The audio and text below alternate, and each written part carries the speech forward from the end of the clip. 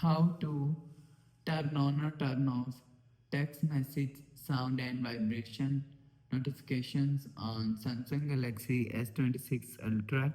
So let's start the video. First of all, go to app library. Now here's a click on messages app.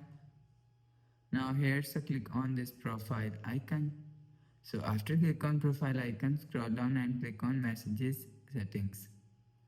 So after click on messages settings, scroll down and click on notifications. So after click on notifications, so you will see sound and vibration is here. So if you want to turn off sound and vibration to text messages, so turn off this button. So after turn off this button, you will see sound and vibration to text messages is turn off. So if you want to turn on text message sound and vibration, so turn on this button. So after turn on this button, you will see text messages sound and vibration is turn on. So you will turn on or turn off text message or sound and vibration from here.